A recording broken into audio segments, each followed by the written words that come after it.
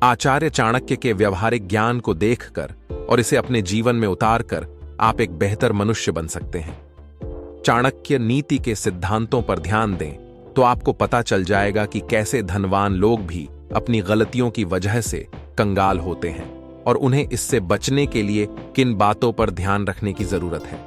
तो कृपया इस वीडियो को अंत तक जरूर देखें। तो साथियों, चलो शुरू करते हैं आज का वीडियो। अन्यायोपार्जितम वित्तम 10 वर्षाणि तिष्ठति प्राप्ते चैकादशे वर्षे समूलम तद विनश्यति। इस श्लोक के जरिए चाणक्य ने यह बताया है कि जो लोग चोरी, जुआ खेलना, अन्याय करना और धोखा देना जैसे कुकृत्य को करके धन कमाते हैं, उनके पास लक्ष्मी आती तो तेजी से है, उनके पास अपार धन भी आ जाता है, लेकिन ऐसा धन नष्ट होने में समय भी नहीं लगता। ऐसे में आचार्य चाणक्य कहते हैं कि किसी को धोखा देकर और दुख पहुंचाकर कमाया गया धन आपके पास ज्यादा देर तक नहीं टिकता और आप कंगाल हो जाते हैं। अक्सर देखा जाता है कि कई व्यक्ति इस बात से परेशान रहते हैं कि उनके जीवन में अनायास ही धनहानि होती है और उन्हें इसका कारण भी पता नहीं चल पाता है। दरअसल इसका कारण बनती हैं आपकी कुछ आदतें जो आपके जीवन में नकारात्मक ऊर्जा लेकर आती हैं, जिसके चलते पैसे घर में आते तो हैं लेकिन टिकते नहीं हैं। ऐसे में इन आदतों को जानकर जल्द ही इन्हें बदलने की जरूरत होती है। तो आइए जानते हैं उन आदतों के बारे में। कुछ लोगों को नाखून चबाने की आदत होती है। यह आदत आपकी स्वास्थ्य की दृष्टि से तो खराब होती ही है, साथ ही इस आदत की वजह से व्यक्ति को धन से संबंधित समस्याएं भी झेलनी पड़ सकती हैं। इसीलिए यह नाखून चबाने की बुरी आदत को तुरंत त्याग कर देना चाहिए। रात के समय खाने में दही, चावल और सत्तू का प्रयोग वर्जित माना गया है। इन चीजों का सेवन करने से आपको धन हानि हो सकती है और आपकी आर्थिक स्थिति पर इसका विपरीत प्रभाव पड़ता है। इसलिए रात के समय खाने में इन चीजों का प्रयोग न करें। कभी भी भोजन को बीच में छोड़कर न उठें, इससे भोजन का अपमान होता है और ऐसे घर में धन अन्न की बरकत नहीं होती। कुछ लोग रात को बिना हाथ पैर को धोए हुए ही सो जाते हैं, लेकिन यह आदत अच्छी नहीं रहती है। बिस्तर पर जाने से पहले हमेशा हाथ पैर जरूर धोएं, लेकिन ध्यान रहे कि गीले हाथ पैर लेकर कभी बिस्तर पर नहीं जाना चाहिए। इससे आर्थिक समस्याएं बनी रहती हैं। धनहीनो न च हीनश्च धनिक स सुनिश्चय विद्या रत्नेन हीनो यह सहीनः सर्ववस्तुषु। आचार्य चाणक्य की माने तो अगर आप धनवान हैं तो दूसरों को गरीब समझने की भूल ना करें। किसी विद्वान व्यक्ति को तो कभी गरीब समझने की भूल करनी ही नहीं चाहिए, ना ही उनका अपमान करना चाहिए। चाणक्य की माने तो धन से ज्यादा विद्या लोगों को धनवान बनाती है। यह संपत्ति हमेशा किसी भी आदमी के पास रहती है। ऐसे व्यक्ति का हमेशा समाज में सम्मान होता है। उसके पास धन की कभी कमी नहीं होती है। ऐसे में विद्या को प्राप्त करने पर ध्यान दें। मनुष्य को घमंड क्यों नहीं करना चाहिए?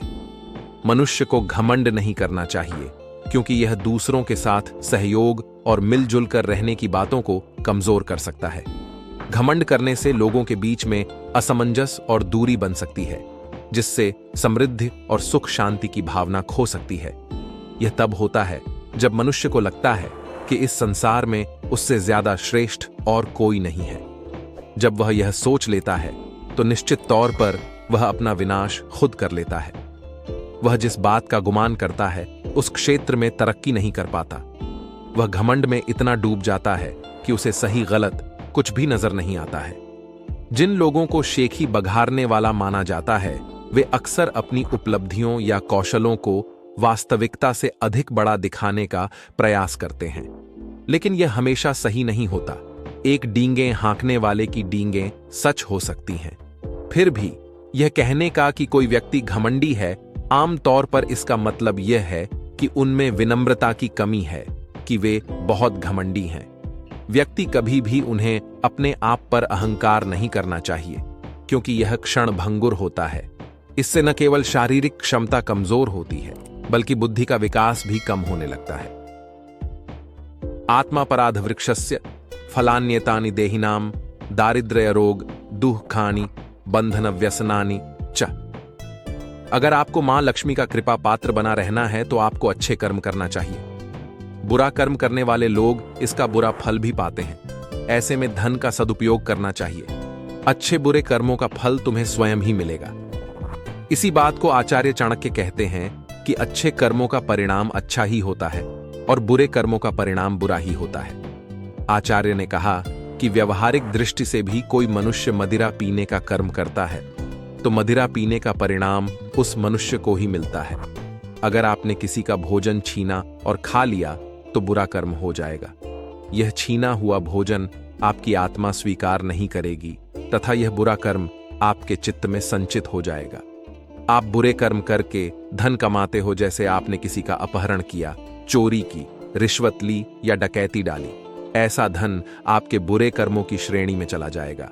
आचार्य श्री ने कहा कि कोई व्यक्ति राइज सामाजिक प्रतिक्रमण करता है या कोई भी धार्मिक कर्म करता है तो उसका फल सदैव उस मानव के लिए शुभ व सुखकारी ही होगा। यदि कोई व्यक्ति तप तपस्या या धार्मिक कार्य करे तो उसकी सदैव अनुमोदना करो। कभी भी ऐसे कार्य में विघ्न डालने या आलोचना करने का काम मत करो। कर्म का फल हर पल हमें मिलते रहता है, क्योंकि एक एक सांसों में हमारे साथ जो घटना घटित हो रही है वह हमारे कर्मों का परिणाम ही है।